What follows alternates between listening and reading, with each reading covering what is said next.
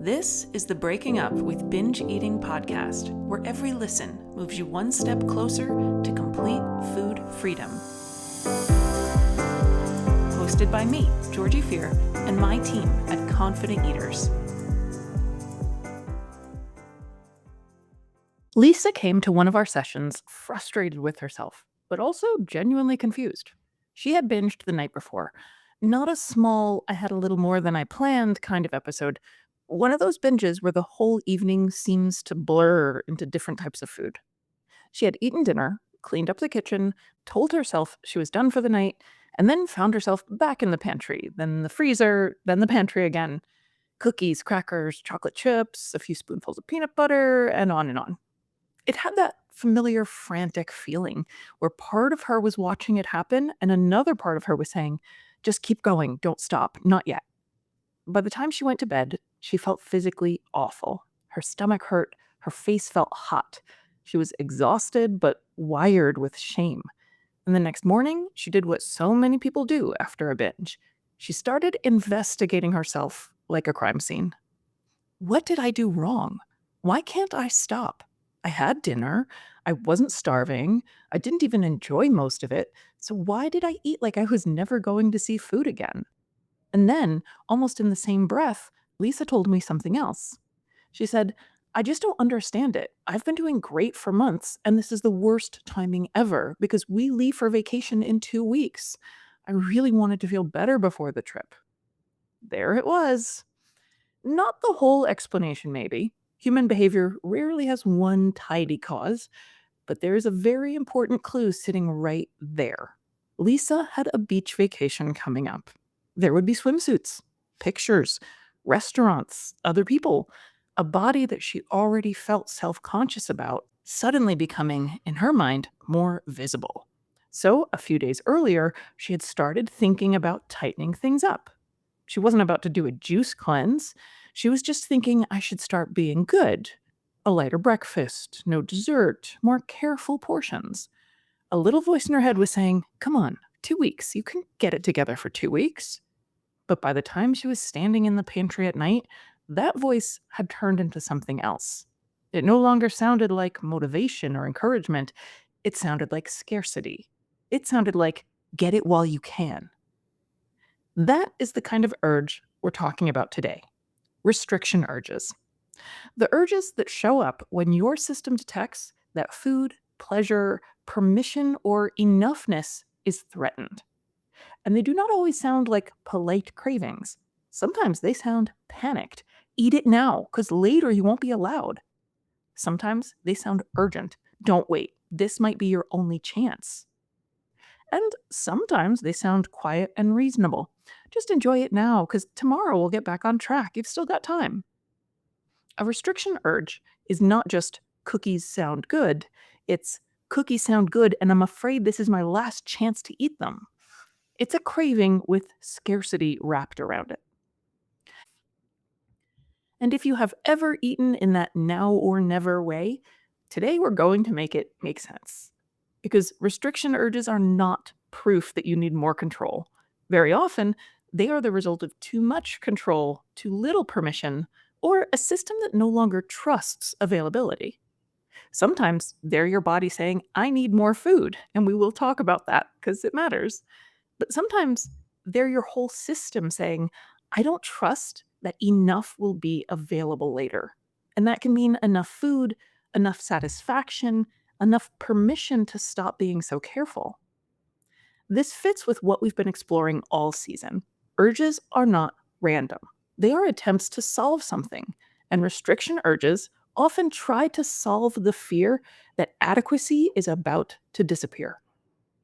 It offers a little voice that says, no more tiny portions of a life that's supposed to nourish you. And this is why the answer cannot only be, oh, we'll just eat more earlier in the day. Yes, eating enough earlier in the day matters. It matters a lot. Physical restriction is real. Hunger is real. Underfueling is a problem. If you skip breakfast or eat a small lunch trying to save calories, if you spend the whole day being good, trying to push through hunger, it makes complete sense that your evening urge may be loud. Your body's not being overly dramatic. it is detecting a shortage. But restriction urges aren't just about calories. I remember a client saying to me once, with genuine confusion, all of these experts on social media say binges happen because of undereating. But I'm 100 pounds over a healthy weight for me, and I eat all day long. Clearly, undereating is not the cause of my binges. And I understood why she was confused. Because if we only define restriction as not enough food entering the body, then her experience doesn't seem to fit. She was eating frequently. She was not going long stretches without food. She was not someone who from the outside looked like she was in a state of deprivation. But when we looked more closely, she was absolutely living the life of restriction. Every bite came with self criticism. Every trip to the kitchen came with a little internal punishment. She was constantly trying to deter herself from eating, trying to hold back, trying to just have a little, try to choose something low calorie, trying to stop herself before she started. And even when she ate, she was eating under surveillance. There was no ease or trust. There was no sense of allowing herself to enjoy this.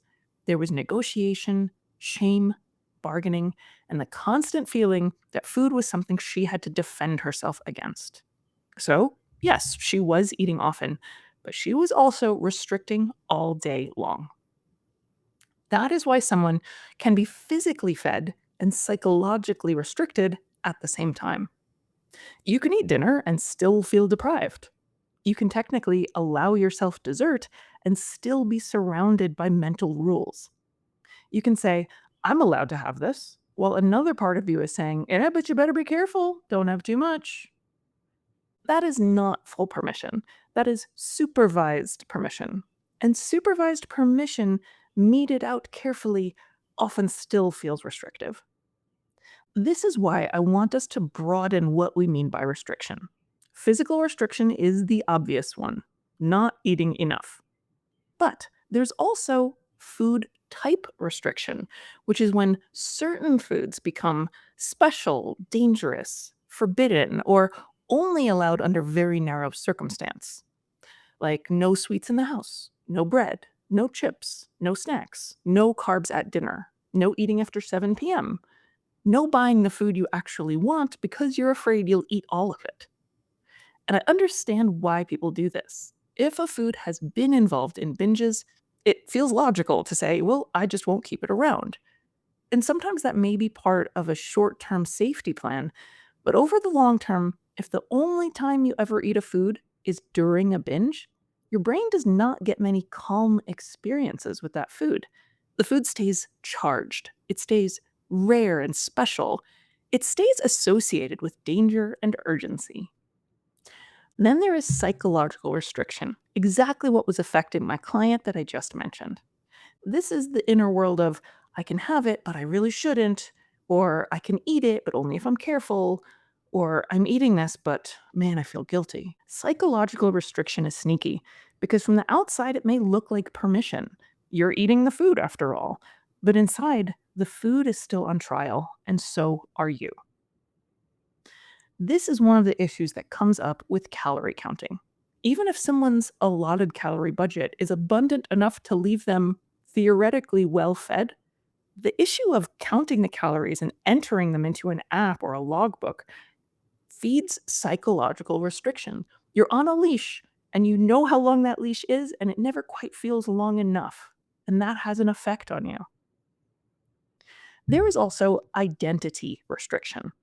This one is more subtle, and for some people, it is incredibly powerful. Identity restriction says, I'm supposed to be the healthy one. I'm supposed to be disciplined. I'm supposed to be a person who knows better. I help other people with this. I shouldn't struggle with it. Good parents don't eat this way. Athletes don't eat this way. People who have read all the books and know all the science don't eat this way. Urges, which are fueled by identity restriction, are pushing back against an identity that has become too confining. If the only acceptable version of you is controlled, reasonable, improving, disciplined, and unmessy, some part of you may eventually say, I can't fit inside this little box. And then food becomes your way of breaking out. Then there is emotional restriction. This is when the restriction is not mainly about food. It's about which parts of you are allowed to have a voice. I'm not allowed to be angry. I'm not allowed to need comfort. I'm not allowed to be tired. I'm not allowed to say no. I'm not allowed to ask for help. All of these are the voices of emotional restriction. If your emotional life is restricted, food may become the place where those restricted needs try to get some room. The urge may not be saying, I need brownies, as much as it is saying, I need to stop being pleasant. I need to stop holding everything in. Future restriction is the last type I want to talk about, and it deserves a big spotlight because future restriction fuels so many binges that seem mysterious on the surface. Sometimes the most restrictive thing you do is nothing to do with what you ate today. It's the promise you're making yourself about tomorrow. I see this all the time when clients have something coming up: a vacation, a wedding, a beach trip or reunion, some event where they know they will be photographed, seen, dressed up, or wearing a swimsuit.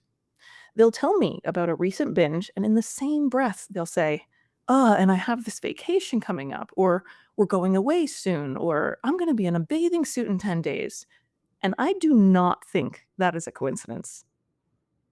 The body image pressure started whispering first. Maybe I should drop a few pounds before the trip. Maybe I should be really good about eating until then. Maybe I should cut back so I feel better in a bikini. And poof, the restriction urge is set off.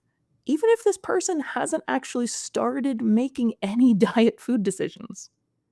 This is future scarcity backfiring. This plan to tighten up later creates urgency now. The fantasy of strictness tomorrow can make food feel more precious, even irresistible, today. You can also hear future restriction popping up in thoughts like, tomorrow I'm getting back on track. Tomorrow I'm cutting out sugar. Tomorrow I'm starting over. After this weekend, I'm done.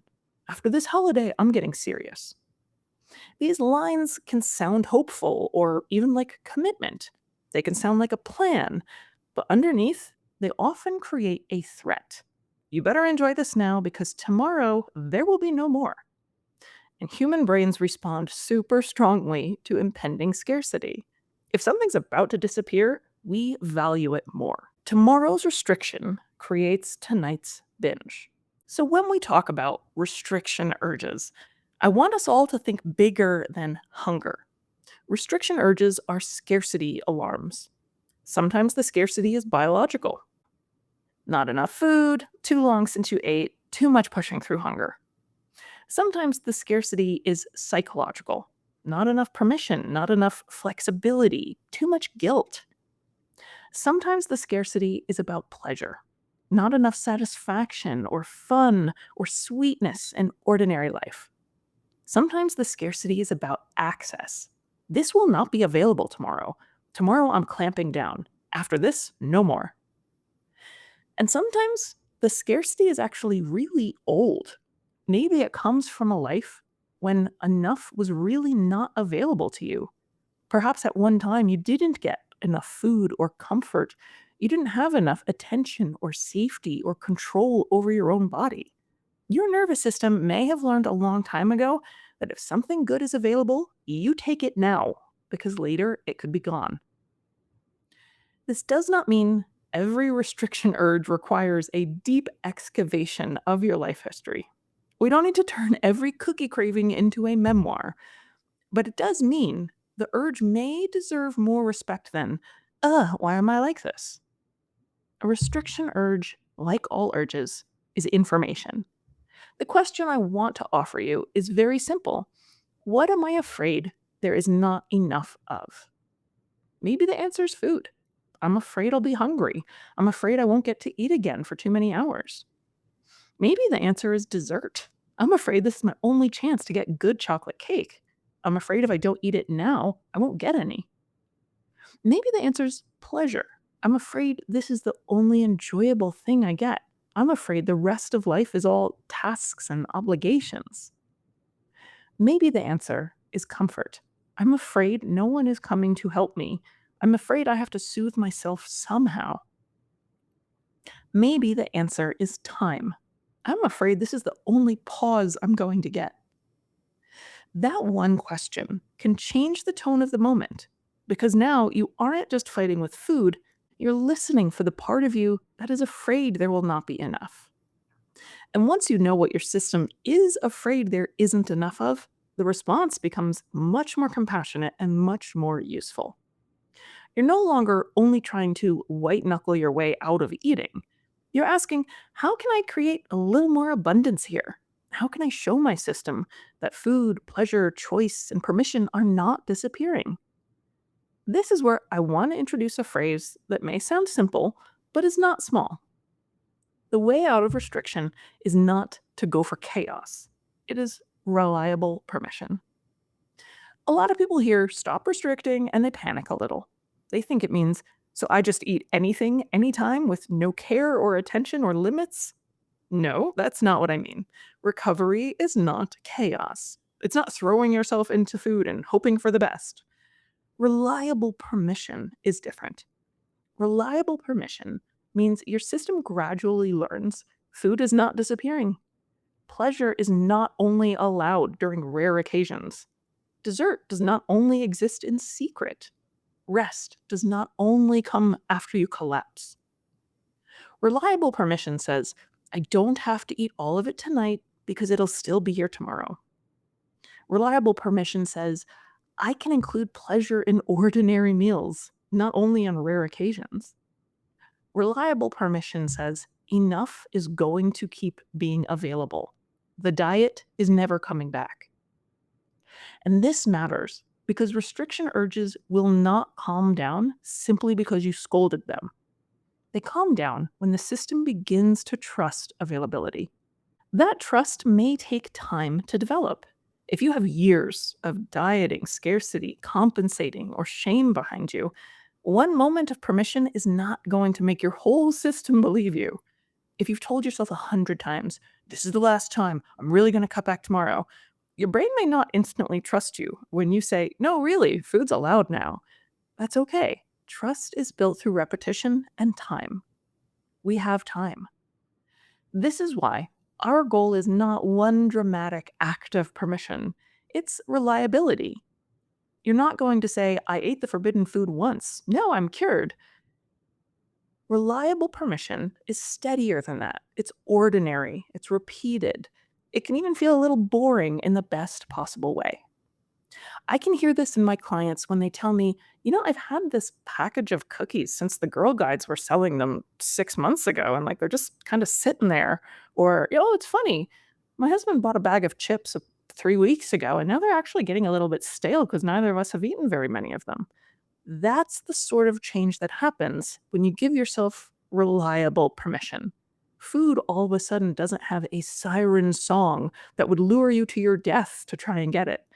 It just sort of sits in the corner and doesn't take up much of your attention anymore.